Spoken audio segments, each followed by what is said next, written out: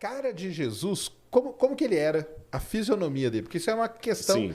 Eu acho que eu vi há pouco tempo, conseguiram meio que reconstruir e tiraram aquela imagem que a gente sempre teve de Jesus, Teve Jesus, né? É aquela Como que é reconstrução ali também, eu fico até um pouquinho, porque assim, uma pessoa Mas ela é baseada no quê? É por isso que eu achei achados, assim... em quê? Um achado foi um negócio meio assim, aquilo não foi acadêmico, foi mais divulgação científica, nem é divulgação científica aquilo.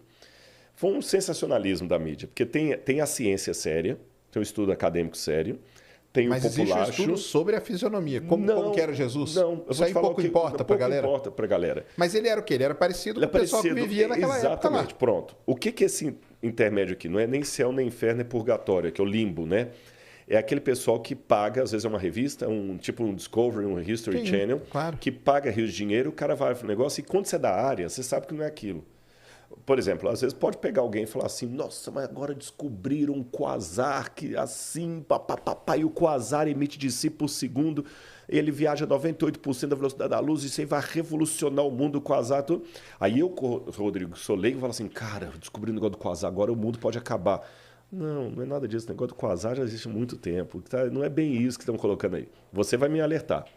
Na área da arqueologia, a mesma coisa. O que eles pegaram? Eles pegaram um crânio, supostamente de um judeu do primeiro século. Não se tem certeza se o crânio é de um judeu do primeiro século. Entendi. Porque você sabe que restos humanos... Engraçado, aí o Pirula explicaria isso melhor do que eu, que é a área dele de biologia, mas o osso humano desintegra muito mais rápido que o osso de animal. Sim. Pirula, se eu estiver falando bobagem, que você me corrige depois, manda uma mensagem, mas pela arqueologia a gente nota que quando a gente encontra... Eu já escavei, já encontrei osso animal e osso humano no mesmo sítio arqueológico. O animal, ele está mais durinho. O humano vai se esfarelando com mais facilidade. Entendi. Eu não sei se foi ali. Eu sei que é difícil encontrar um crânio do primeiro século assim. Pá. Segundo, por leis religiosas que tem nos países do Oriente Médio, judeus e muçulmanos, eles não emprestam um crânio humano para fazer um negócio daquele assim gratuito. Você está entendendo? Porque tem uma respeitabilidade pela pessoa humana. Existe uma ética. Você não pode pegar assim, é um cadáver. Não, tem um respeito, é um ser humano. Foi um ser humano. Então, primeiro, aquele crânio ali, qual a procedência dele? Ninguém sabe. Entendi. Segundo, quando fizeram a reconstituição lá, aí assim, dá todo um viés assim, laboratorial, o cara de jaleco, olhando no microscópio, tá, a medicina forense e tudo e tal. Você sabe que tem coisas que você não tem como reconstituir. A cartilagem. Eu posso ter uma ideia que o camarada tinha um nariz negroide, porque ele era daquela parte da África subsaariana e tudo mais. Eu posso sugerir que o sujeito fosse loiro porque ele foi encontrado lá na Sibéria e era o pessoal mais branco, mais caucasiano. Eu posso sugerir isso. Mas orelha, cartilagem, nariz, pelo, cabelo, não tem como você saber. Pode saber se era homem, se era mulher, se era velho, se era criança, se era adulto. Aí pegaram e começaram. Isso aqui tudo, então, é licença poética. Quando desenharam o nariz do cara e tudo e tal, aí puseram aquela barba e tudo mais. Assim era Jesus. A ciência agora dá um novo mapa de Cristo. O que eu posso falar do rosto de Jesus? Eu posso falar para você o seguinte. Ele deveria ser uma pessoa como um judeu de sua época. O biotipo do judeu da época, que é diferente do biotipo do judeu de agora. Porque agora você tem um judeu askenazi, você tem um judeu da Espanha, o sefaradita, tem o judeu da Polônia. Então, quer dizer, tem vários tipos de judeus. Aí foi misturando, né? Tem o judeu etíope.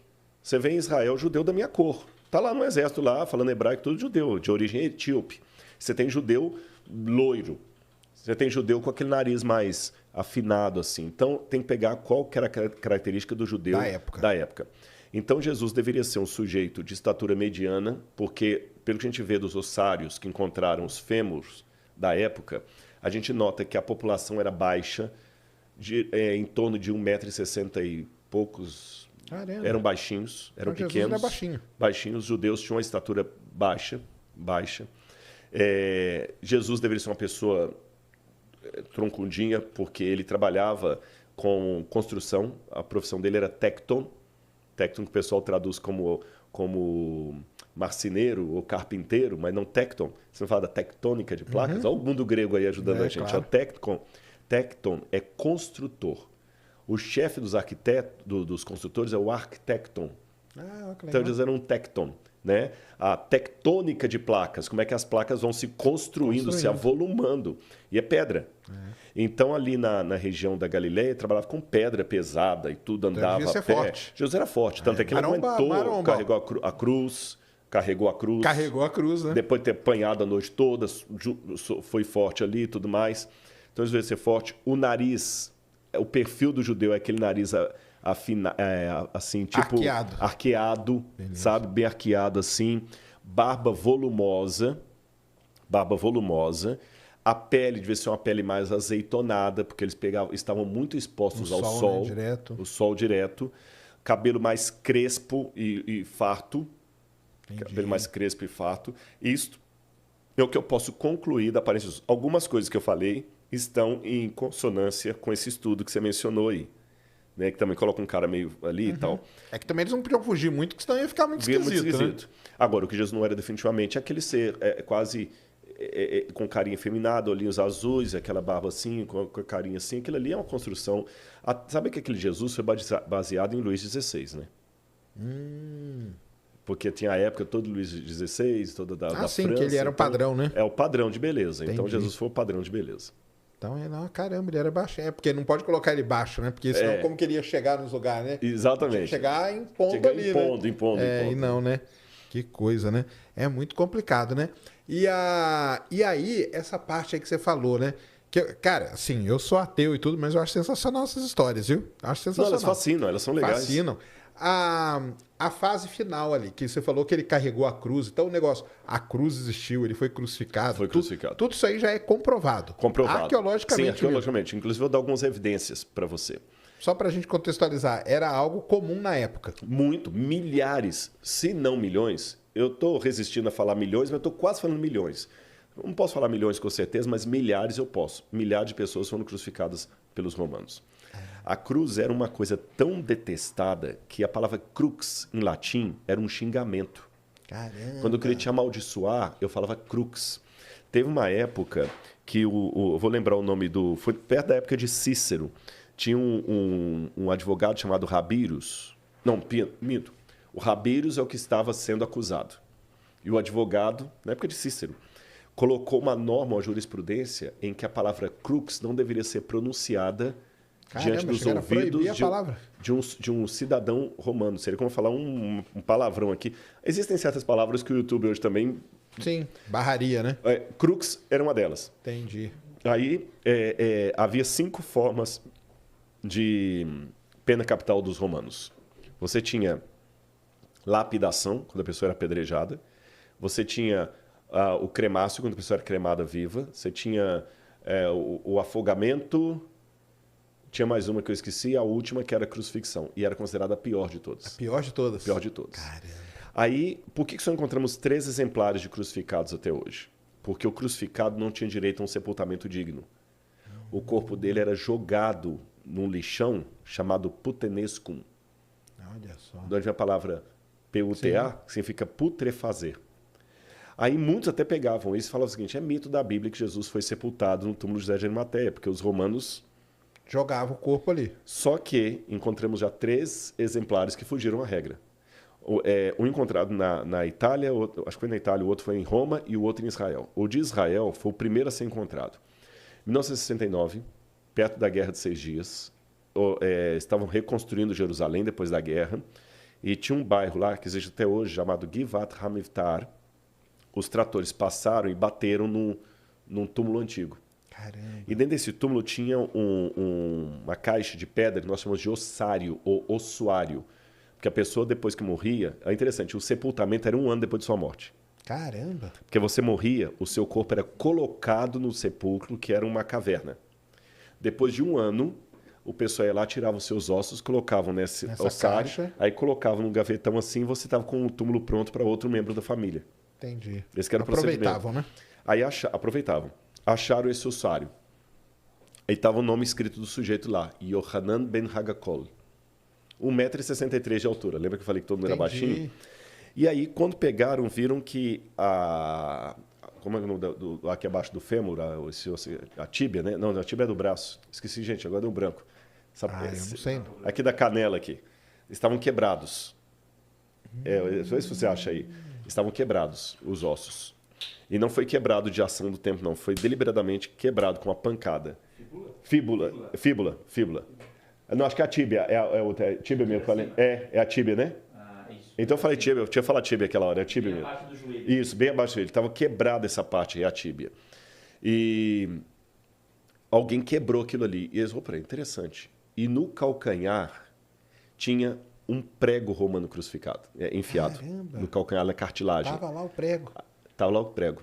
Então, viram que foi o único exemplar de um crucificado. Aí o pessoal da Universidade Hebraica, doutor de Saferes, tinha outros médicos, doutor Zias, fizeram um levantamento técnico, como é que seria... Aí vem a medicina forense. Tá vendo como é que a arqueologia lida com várias outras áreas? Até a astronomia, quando a gente estuda a astronomia babilônica. Sim, a astronomia, ela por causa do jeito que o pessoal falava, né? Eclipses e coisas, exatamente, né? e tal. Aí perceberam que era um crucificado e levantaram. Então, a forma como Jesus estava crucificado... Tem como mostrar alguma coisa aqui? Tem, qualquer coisa. Se você escrever aí Crucifixion Archaeology, só coloca assim em inglês, vai ficar mais fácil de achar. Aí coloca nas imagens que eu já vou mostrar qual. Crucifixion Archaeology. Aí o que acontece? O formato como o sujeito era colocado na cruz era muito assim diferente do que os livros mostravam. Pode colocar nas imagens ali, por favor. Posso ir aí rapidinho? Não, ele vai passar aqui? Pronto, fica mais fácil. Olha aqui, olha. Olha o osso que encontraram. Abre esse aqui, por favor. Qual? Esse aqui, ó. Esse aqui vai. Isso. Caramba, cara, encontraram assim Olha lá, um prego mesmo. Olha o prego. Olha lá, tá vendo? Que doideira. Sendo o calcanhar dele. E se você voltar lá, eu vou mostrar como é que a gente agora Mas deduz. até essa descoberta, a crucificação, então, era meio que um negócio que você não sabia. Exatamente. Na verdade, esse aqui é o que foi encontrado na Inglaterra. O de Israel é desse aqui, ó. O de Israel é esse aqui, ó. O de cima. O de cima. Pode ser esse também, não tem problema, não. Pode ser esse aí. Se você tiver com boa resolução. Pronto. Aqui, é lógico, isso aqui é um desenho de como ele estaria originalmente. Sim, claro. E ali o original tá foi ali o prego encontrado. ali, ó. E o prego está torto, porque imaginam que eles batiam e depois batiam no prego aqui para poder enfiar. Não é à E toa que o negócio era posição do sujeito, ó, veja bem, não é na planta do pé, como você vê nas imagens. É verdade. Tá vendo, olha? Agora, volta, por favor, nas imagens que eu vou ver a posição dele, alguma mais... Essa aqui, ó. Essa aqui. Isso. Caramba, Seria é essa assim, a ideia do crucificado, com a diferença que aí o sujeito está amarrado. Na verdade, as mãos eram pregadas. Aí a mão o prego na mão era na mão mesmo, na era mão aqui mesmo, no meio. no Tá. meio. E aqui... A diferença é o pé, então. O pé do lado, e aqui o sujeito ficava sentado num banquinho chamado sedícula. Então, onde está aí a parte aí do baixo ventre, tinha um banquinho. Ele está sentado. Ele está sentado e aqui. Mas você percebeu que ao fazer que assim minha voz mudou? Então você fica numa posição incômoda e daqui a pouquinho você vai perdendo o ar. Ficavam? É isso que é interessante. Os romanos, eles faziam a crucifixão para durar vários dias, provocando dor. Dificilmente alguém morria pela cruz. Ele morria de insolação, Certo. desidratação. Era mais uma tortura, né? E Jesus morreu com 3 horas. 3 horas. Isso foi um surpresa. Tanto é que o soldado romano falou assim, mas ele já morreu. Não era para morrer tão rápido assim. E quando a pessoa... Mas não matavam, então, com aquele negócio da lança não existe. Não, existe. Mas qual foi o lance da lança? Quando eles queriam apressar a morte da pessoa, que eu falei que ficava 3, 4 dias, eles praticavam o crurifrágio, que era quebrar as pernas. Por quê? Se eu tivesse na posição desse sujeito aqui, assim, sentado na cadeira, vocês perceberam em casa que a minha voz mudou de tom? Porque eu estou atrofiando aqui os pulmões. E nessa posição, o ciático também fica todo exprimido. Sim, ali. Claro.